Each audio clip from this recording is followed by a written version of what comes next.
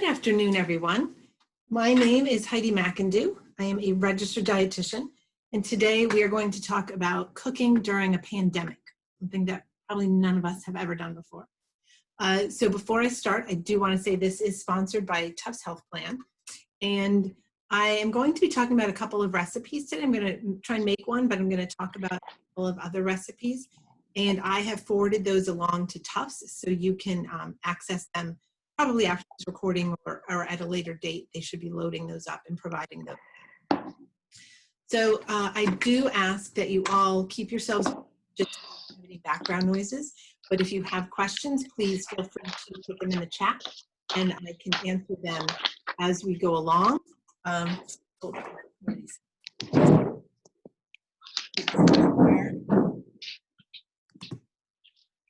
There we go, get rid of some of that background noise. You can ask questions as we go along, or I will save time at the end as well. So like I said, today's session is all about cooking during a pandemic. How many of you have done that before? So certainly it has its own challenges, and much of that is just what you can find at the grocery store. You know, the grocery store, some shelves are bare, some shelves are very skimpy, and I feel like they change every day. You know, one day you go and there's a load of chicken, and the next day you go and there's no chicken, but now all of a sudden the toilet paper's back. So anyways, how do you deal with the variation in what food is available to you and still cook some healthy meals for your family? And that's what we're going to talk about today. So the first thing that you want to do at any time, not just during a pandemic, is try and have a well-stocked pantry. If your pantry is stocked, then even if your grocery store trips or your Instacart deliveries don't have everything that you wanted, a well-stocked pantry would still allow you to make some healthy meals sort of with what you have. So one thing that I like to have, well, going through the different food groups, I guess basically the grain group or the starchy group. So there's a lot of different things you can have as your base for those kinds of meals, casseroles and side dishes and things like that. But pasta, all kinds of shapes of pasta are a great thing to stock in your pantry. Certain ones work better with certain recipes, but also it's just fun to have that variety. It makes you feel like you're not eating the same thing every single day. Some things are better for like a thick sauce where they'll really hold on to that sauce. Some things are better when you're mixing them with a meat, you know, spaghetti, obviously the old standby, but it doesn't necessarily work in, say, a macaroni and cheese. So you want to have that variety. Another option to always have in hand is rice. Both white or brown rice are fine. Brown rice is certainly more nutritious. It has more fiber. It has some protein. It has more vitamins and minerals. So that's a nice one to have on hand. You just need to remember to start that one cooking a little bit before you would white rice. It doesn't take that much longer, but having that done ahead of time or started early is helpful. You can also cook rice ahead of time. You know, maybe if you have time one day to do some batch cooking, cook up a bunch of rice, and then you can stick it in the fridge for a few days and have it all ready to go for when you need it later. There's also instant rices, which can be a good option, especially instant brown rice. It still has the fiber and the nutrients that regular brown rice has, but it cooks a lot quicker. So that's a nice option to have stocked away in the pantry as well. And if you're looking for something, if you're trying to create more meatless dishes, but you want to have the same protein, quinoa is a great option as well. It works like rice in casseroles. In fact, it cooks very much like rice. You basically bring water to a boil, add the quinoa, let it simmer for 15-20 minutes till the liquid's absorbed, and you're good to go. But it's actually a seed, and it has a good amount of protein and some fiber. So it's a great way if you're trying to reduce your meat intake or, you know, avoid meat intake at all. This is a great way to get some protein into a meal. So quinoa is a good standby as well. Another way to get protein is beans. All kinds of beans. These ones are black beans. I like to get the low sodium, which these are. Yes, low sodium, just because you don't need the extra salt that they put in beans. But you can rinse regular beans and reduce the sodium. You can also get dried beans, but they, again, take a much longer period of time to cook. I personally, for the fast, so I would rather have a can of beans that I can just rinse off, drain them, and go with that. So starting with the low sodium, I'm already reducing the sodium, but getting a great amount of protein. Nutritionally, a bean's a bean.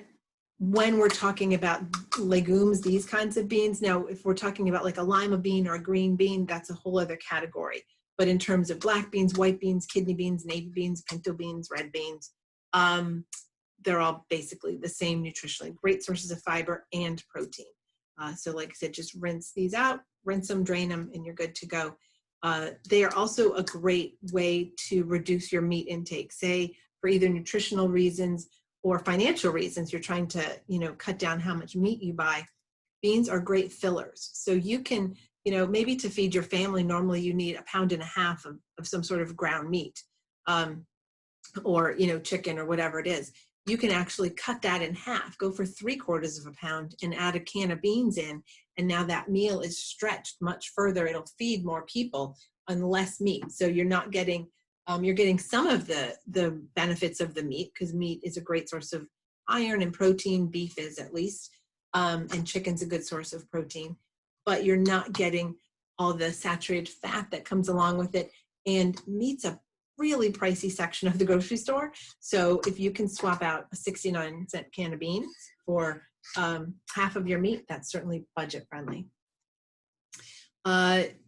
Tomatoes, canned tomatoes are fantastic to have in your pantry. Throw together to make a quick, one dish skillet meal. I love these, where you basically you maybe saute some meat, if you're using whatever, a ground meat or some chopped chicken or turkey or something. You saute that up really quickly. Then you just dump in, you can dump in a can of beans. You can dump in the quinoa or the pasta or the rice uncooked. This is my favorite kind of meal. Maybe a can or two of diced tomatoes, and then some chicken stock or veggie stock, which I'm going to talk about in a minute. It can and then all kinds of vegetables and seasonings, whatever flavors that you want. And it makes a really great, easy meal. One of the benefits of canned tomatoes, aside from the fact that they make delicious meals, really super easy, and they're, shelf stable compared to fresh tomatoes, is your body is more able to absorb the lycopene, which is a phytochemical in tomatoes. The raw tomatoes, it doesn't quite have the same benefit as a cooked or a canned or a processed tomato product. So you're getting more of a certain nutrient, lycopene, from the canned tomatoes. So I always have tomato sauce, diced tomatoes, tomato paste, all those kinds of things in the house. And as I said, I was going to talk about stock. A box of stock, or this is called Better Than Bullion. There are different varieties out there. This is what they sell where I am.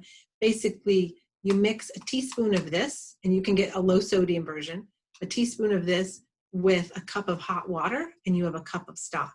So this, I love this, because if I have a recipe that calls for 4 cups of stock, like I'm making a soup or a big casserole, great, I'll grab this. But I don't want to open this and pour out a cup of it and have 3 cups of it sitting in my fridge, and then needing to throw it out. This I can make a half cup, 3/4 cup, a cup, 5 cups, however much I want to make. So I really, really love this product, and it comes in a veggie variety, a beef variety, a chicken variety. I think they have a seafood variety, a pork variety, all different kinds of varieties. So I really love products like that. So those are some key staple items that you want to have in your pantry. Another one is, and we're going to talk about this in a little bit, a little while, is, canned meats, tunas, things like that. Those also make great quick and easy meals. Eggs, also a good pantry item. So those are all the things you want to keep in your pantry so you can throw together a meal. Now, you get to the grocery store and maybe you're using these ingredients, but you need to pick up a few things to round out the meal. So you get to the grocery store, say you were going to make a meal, and you're in the veggie department and there's no fresh veggies to be found. Luckily, where I am, I haven't had that issue. The fresh stuff has been fine. Say you can't find fresh veggies and you wanted to roast some veggies to go with your dinner. You can easily, so canned veggies, we've got canned corn here, canned beans, green beans are a great option. Canned, fresh, and frozen when it comes to produce, equally nutritious. So what you need to watch out for is in the canned veggies, you want to try and get low sodium or no added salt. In the frozen veggies, you don't want to get the ones with the cheesy sauces or the buttery sauces. That's just going to add to the salt and the fat intake or content. But nutritionally speaking, when a vegetable is picked and then either frozen or canned, it's frozen or canned immediately after it's harvested. So it's at its peak of freshness. So really, nutritionally speaking, these are super, super good choices and very budget friendly and great pantry items.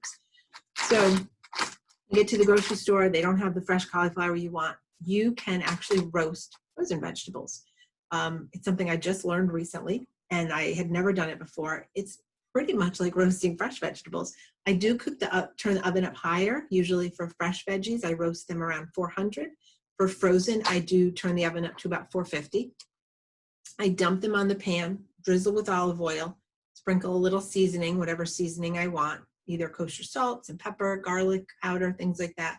And then I just get my hands in there and stir them all together, get them all coated, and I roast them for about 20 minutes.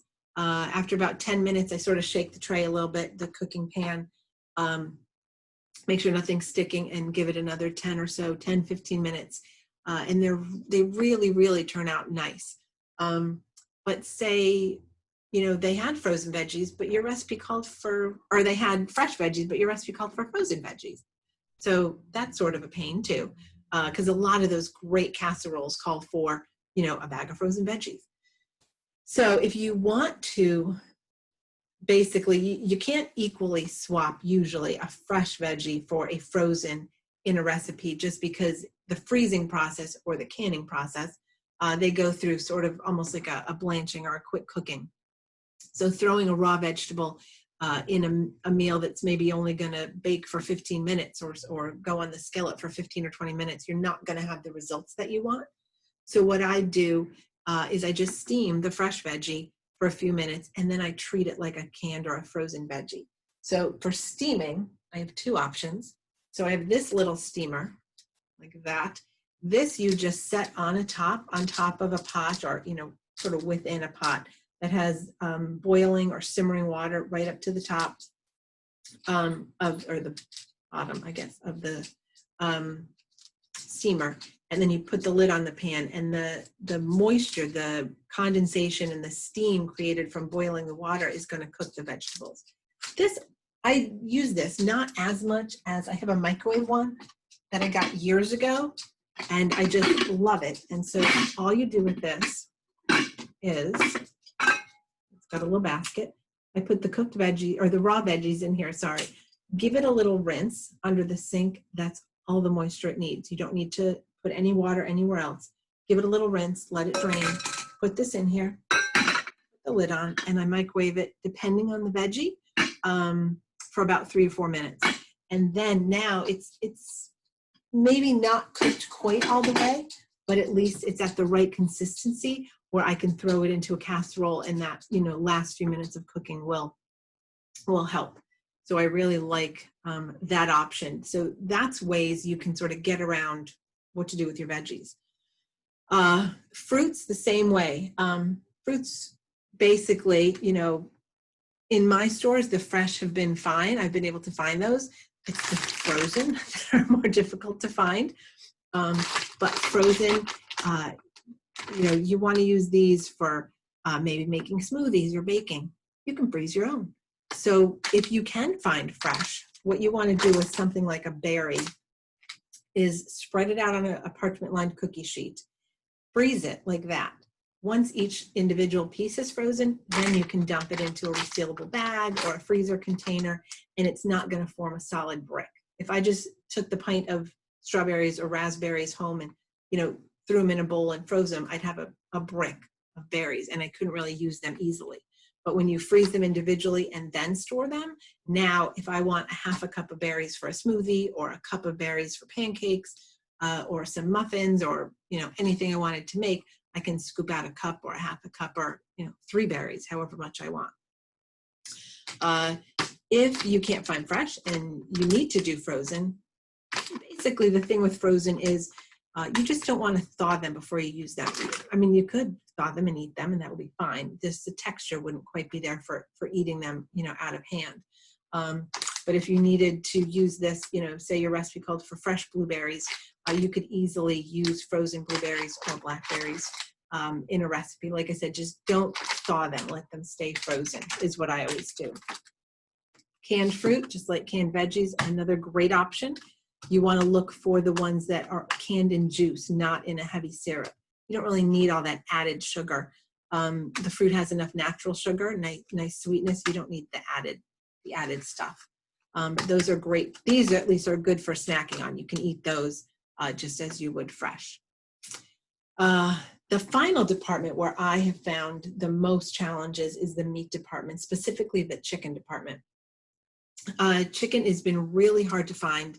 It's hit or miss, but sometimes you may be able to find a kind of chicken, but maybe it's not the kind you want.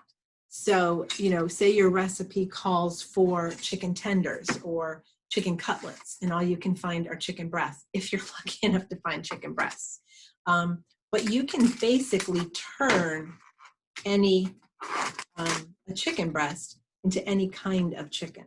So what you do, and personally, first of all, it's cheaper. The more work the store does for you, the more expensive the item's going to be. Let's see, this was how much a pound? $4.89 a pound. But if I were to get this as, say, chicken cutlets or chicken tenders, it would easily be at least $1 more a pound, if not more. So you take your chicken breast, say you're trying to make some, chicken piccata or something where you need a thin sliced chicken. All you do is, I want to make sure I can see it, you take your chicken breast this way, the long way, and then you're basically just going to get that, oh, and I got my wrong knife too. You're basically just going to slice diagonally, and you end up with, now you can do this 2 ways.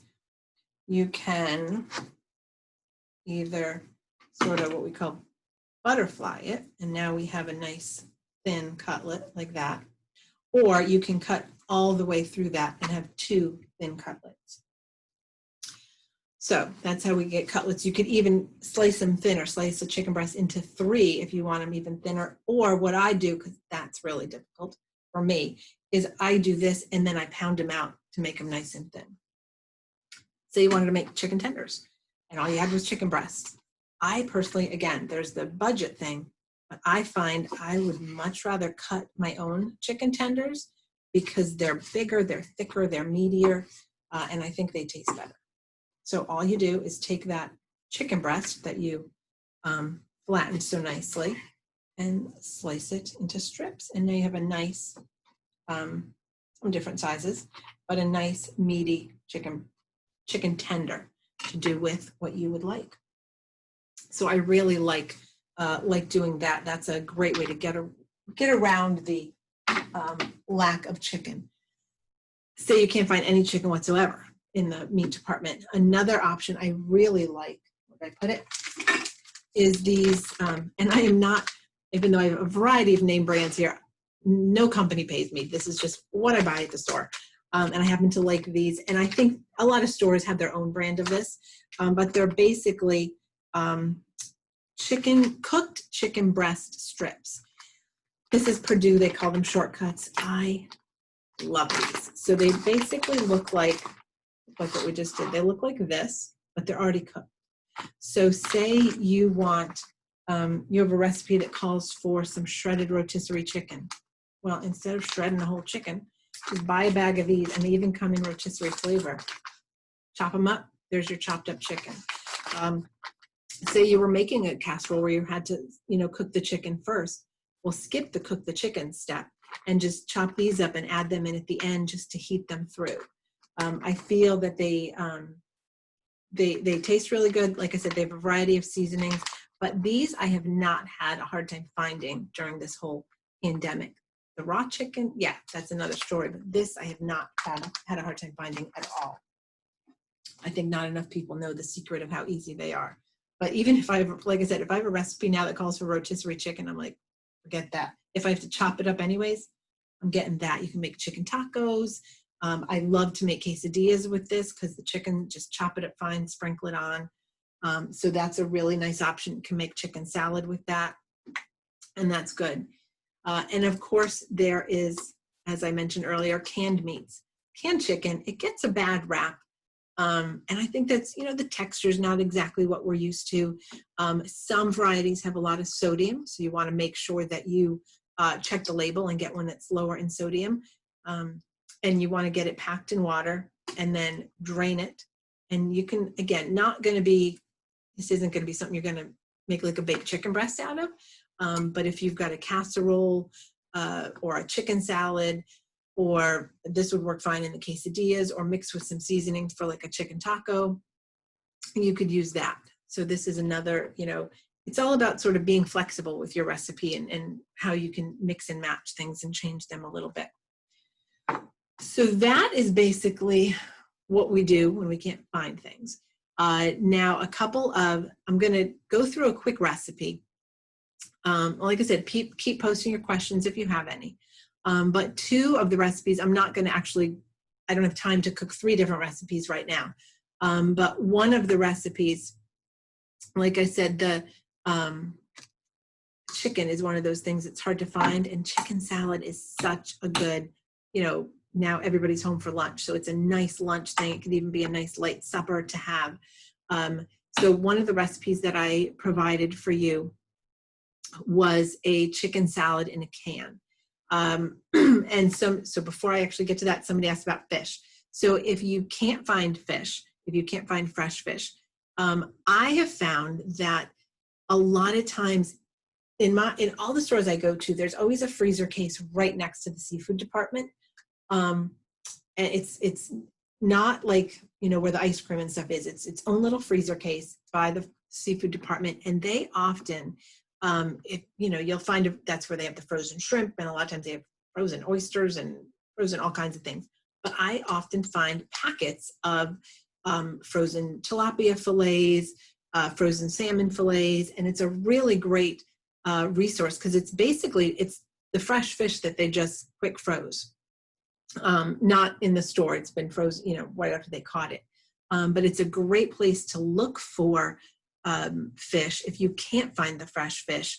Like I said, look, I'm not talking about like Mrs. Paul's or Gorton's breaded fish. I'm talking about just plain old fillets. I have bought salmon that way. I've bought tilapia, I've bought cod, I've bought haddock.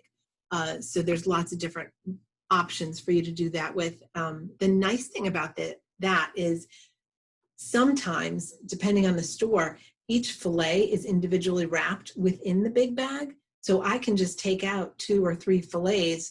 They're usually, enough for one person, give or take. Instead of, needing to guess how much pounds of fish I need, I can just pull out as many fillets as my family needs. Another option is canned fish. So we're all familiar with the canned tuna or pouch tuna. But I'm going to make the recipe I'm making later has canned salmon in it.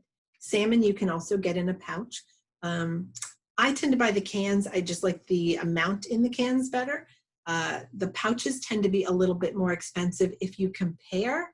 However, the pouches tend to be more fish and less fluid, less water than the cans. The cans have a little bit more water and less fish. So when you really compare them, they're almost equally priced. You just have usually less product in the pouch than in the can. So it really depends on if you're just cooking for 1 or 2, the smaller pouch might be fine. If you're cooking for more, look for the bigger pouch or a can or 2.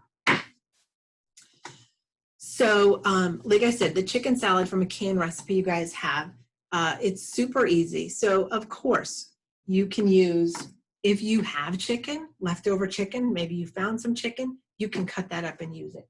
If you happen to buy a rotisserie chicken, you can shred that up and use it. If you got these, you can chop them up and use it. But If your only option was the chicken in a can, you can use it for this chicken salad. You open it, you drain it, and basically the thing about this chicken salad is you're mixing it with some mayonnaise. So the recipe is basically 2 cups of cooked chicken breast or 2 cans of chicken. So it's 2 cans of cooked chicken or the canned chicken. You're adding some either plain yogurt or sour cream, just a little bit for a little zip, along with your mayonnaise. It also cuts the fat and the heaviness. The yogurt does, especially if you use like a plain Greek yogurt. It cuts that heaviness in the mayonnaise. But you can, all kinds of things. You can put almonds in here, diced grapes, diced cucumbers, apples, pecans. So it's a really nice mix and match chicken. So that chicken salad that you can serve with crackers, you can serve in a sandwich, you can serve in a lettuce leaf, however you like to do that. So that's one of the recipes you're going to have, and that's a nice way to use something that you probably will find in the grocery store these days. The other recipe that I'm not actually making today is a black bean and corn salad. It's fantastic on its own, like just as a light lunch, but it can also be a great side dish to something maybe you're grilling a burger or you're grilling something. It relies heavily on some easy canned items. So it's basically a can of these low sodium beans, a can of corn. We've got a couple spices in there. It calls for a little bit of mayo, a little bit of lime juice, a little bit of cumin. Lime juice could be a real lime, or if you had the jarred lime juice, that works as well. It calls for cherry tomatoes halved. Can't find those. This is where those diced canned tomatoes come in perfect. Again, you want to just drain these. You don't need all the extra juice. Drain these, toss them in. And I personally, for something like this, I like the petite diced tomatoes because it's just it's more similar in size to the corn and the beans. So I like that. Some red onion, a little bit of shredded cheese and some cilantro if you want it. Mix it all together and you're good to go. Now, the final recipe that I want to do today is actually, someone asked about fish, and so I started talking about fish, but it is salmon patties. So this is a recipe that we use the can of salmon. So this recipe, you're gonna see that when you get it, I don't know why I brought my can opener, it actually calls for a pound of fresh salmon. So that's if you can find a pound of fresh salmon, that's great. If you can't, or you want something quicker, go ahead and use this canned stuff here. So we just take that lid off. I can. And I'm going to move my thing aside here. So the recipe calls for, tells you how to cook the salmon if you're starting from fresh. A little olive oil, little garlic powder, a little pepper, a little seasoning salt, grill it up, or put it in a skillet, whatever you want to do. Cook that up, bake it if you want. Or say you had leftover salmon from another meal, that can be thrown in here too. So what we're going to do is I sauteed some peppers and onions. So that's going to go in here. And I did that first because I forgot to grab a bowl to drain my salmon into. So now I can drain it into the skillet. So we just drain it. Canned salmon, sometimes it says it's boneless and skinless. Every now and then you find a bone in it, but they're really soft.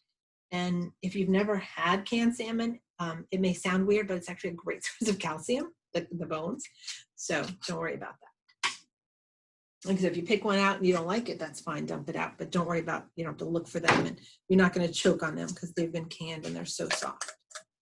So we're basically going to take our salmon, take our peppers and onions that I sauteed, and then the next things we add some panko breadcrumbs. This is our nice binding product. So I'm cutting this recipe down because it called for, if you're substituting fresh salmon with canned salmon, it called for a 15-ounce can. This is a 5-ounce, or that was a 5-ounce can. So I am not using the right amounts. And that comes in important here because it called for 2 eggs. So how do you cut 2 eggs into thirds? So I basically whipped it up and put most of an egg in there. I just don't want it too eggy. calls for about a tablespoon of mayonnaise. And you can use whatever mayonnaise you have, light, olive oil kind, Miracle Whip, whatever it is that you like. Dump it in here. Get it all in there. We need a little bit of Worcestershire sauce. Half a teaspoon or so. And let me just make sure, onion, pepper. I got everything except the parsley that I left in the kitchen. So we're going to skip the parsley. And then you basically just mix it all together. Now the recipe has you cooking this in a skillet, but I think it would be really good grilled. The problem though with something like this is it could easily fall apart in the grill. So what I would do is I would, grease up or spray up some foil, or if you have one of those, pans that you can put on a grill. I would just spray that up, and then it wouldn't stick as much. So this is basically what we're making. Any other questions about anything as we're going? All I'm doing is sort of, the salmon is in sort of hunks. So I just want to make sure that it all gets mashed up easily. So the full recipe makes about 14 patties, which I didn't need 14 patties anyways, but they're quite small. They're almost slider size. So this too would be something, I think after you make them, you could just sort of pop them in the fridge and save them for the evening, cook them up later for dinner. And then all we're gonna do is take that tablespoon, and you could obviously make them any size that you want. They basically call for a heaping tablespoon, and then you just put it in your hands, get it all out there, and sort of make a nice little patty. Like I said, they are very, very small. I like to make them bigger just because what am I going to eat? Like 5 of these things? So I would rather, for me, make it like that size. And these are not going to necessarily shrink up like a burger would, just because the salmon does have some fat in it. That's why ground beef shrinks up. And see how it's falling apart a little bit? And that's fine. All that means is I need a little bit more breadcrumbs. If they were really dry, I would add a little bit more, probably mayonnaise. So we add some more breadcrumbs to this, and then just mix again. But that is it. So now you could have your canned chicken salad for lunch. You could, make up your salmon patties here for dinner with some black bean and corn salad and have a delicious, nutrient-packed, pandemic-proof meal. All right, yeah, this isn't quite as gloppy anymore, which is going to be much better. So I'm just going to take a big old pile of it. And you can see, like I said, because it is, it does tend to fall apart more. I think you certainly need to put it on foil or just cook it up in a skillet. But there we go. There's one. And it would also, if you can make them in advance, a lot of times things like this tend to do better if you can chill them before you cook them. It helps the breadcrumbs absorb all that moisture and helps them bind together a little bit better. So that's something that you can do as well. Just mix up the little patties like this. And that's basically our day today. So we've got some nice little, you can't even see the salmon patties because my fruit's in the way. So I've made 2 nice little salmon patties here. I am going to continue to make them. I think I'm probably going to get maybe 4 or 5 out of this. So keep in mind the full recipe was supposed to be 14, but we saw those were itty bitty size. I have cut this recipe into thirds. Yeah, so actually maybe this is the right size. I'm just making, I'm remembering incorrectly to cutting it down quite so small, but that's basically it. What else? Any other questions about anything else that you could use to replace something or swap something out? Like I said, if you're gonna rely on the canned products, just, you know, look for those that don't have the added sauces or syrups or or things like that. The frozen stuff, same thing. You know, basically the only fruit I've ever seen come in a syrup is strawberries and raspberries. Most fruit, they just sell loose like this. And it's a great thing to have in the freezer. I love it for smoothies. It's just so easy. Blueberries too. I always have blueberries because I just love to, you know, make blueberry pancakes, and it's really, really easy to just sprinkle a handful in there. Frozen fruit is also great for putting in oatmeal. Sprinkle it on before you cook your oatmeal, and it cooks right up. Any suggestions for garbanzo beans? So garbanzo beans, you could actually put garbanzo beans in the bean salad recipe instead of black beans. Garbanzo beans can be mashed up with some tahini to make a homemade hummus with, you know, you could spice it up however you want. Maybe add some caramelized onions, add some lemon zest, different flavors to make the hummus. Garbanzo beans could also, I love to make like it's almost like a 3-4 bean salad. So you can take the garbanzo beans, little red beans. I do put green beans in there, even though they're a different kind of bean, and maybe some edamame, which is the soybeans. I mix those with like a nice little vinaigrette, and that's a good side dish. But it's also great as a dip, like with some crackers or some chips. But I think, yeah, so those are some good choices good options for garbanzo beans. I hope you guys try some of these recipes. I hope you try maybe roasting frozen vegetables. That was just that, I couldn't believe that when I read it online somewhere, and I'm like, why didn't I ever think of that? But they really roast up. I was shocked. Because sometimes I love roasted cauliflower, but sometimes I just don't feel like chopping that thing up. So if I can just open a bag, it would be much easier. And sometimes, you know, when it comes to fresh cauliflower, the heads are either like itty bitty, which I need 2 to feed my family, or they're so giant we'd be eating cauliflower for a week. So to have that option of just, you know, the 16-ounce bag feeds everybody, no waste. And the frozen veggies tend to be much cheaper than the fresh. It's funny, usually when they do something to a product, it makes it more expensive. Like I said, the chicken. But with the frozen fruits and veggies, you know, they do all the cooking or all the chopping and cutting and par cook it and freeze it for you. And it's still cheaper than buying. So that's always a nice option. And let's see. Yeah, so I think we've covered everything. I hope, like I said, I hope you guys will try some of these recipes. I hope everybody is faring well, and I hope to see you again, or hope that you can come see me again, and have a very nice day. Thank you. Like I said, look for these recipes. I gave them to Tufts so that they should be able to download them, and you should be able to get them soon. It's the black bean and corn salad, the salmon patties, and the chicken salad from a can. Thank you. Thank you. Thank you. Bye-bye. Bye. Bye.